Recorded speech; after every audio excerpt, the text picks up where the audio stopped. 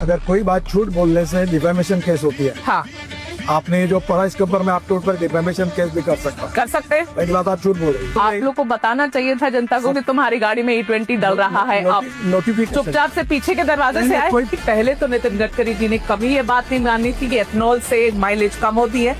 जब हरदीप पुरी जी ने ये बात मानी तब उन्होंने मानी। मैडम जल्दी मत करिए, थोड़ा समझ लीजिए। ठीक है, आप बताइए, लेकिन मगर सवाल तो आएगा सर। देश की जनता अभी सीरियसली कंफ्यूज है कि नितिन गडकरी जी के पास पेट्रोलियम का पारभार है कि इनके पास ट्रांसपोर्ट का डिपार्टमेंट है। आपके बेटे की जो कंपनी है सियान एग्रो, इनकी नेट प्रॉफिट पिछले 5 सालों में 4500% ऊपर बढ़ गई है। ये ब्लेंडेड पेट्रोल जब यूज कर रहे हैं तो माइलेज कम होगी कि नहीं, बस इतना ही पूछा मैंने।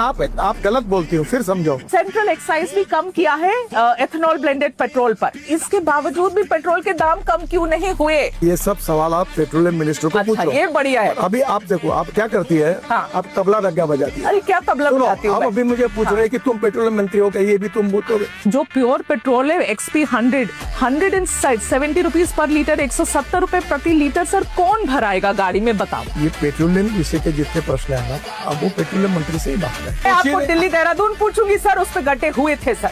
आप लोगों ने कितने हजार करोड़ की सर, 12,000 करोड़, किसी ने बोला 29,000 करोड़, इतने हजार करोड़ की आप बना देते हैं हाईवे, और आपने एकदम बेस्ट टेक्नोलॉजी, बेस्ट मटेरियल, पहली बारिश गड्ढा हो जाता है, फिर आप कहेंगे कि सवाल पूछो तो गलत है। ऐसे कैसे? मैं एंटी नेशनल थोड़ी हो जाऊंगी सवाल पूछूंगी तो।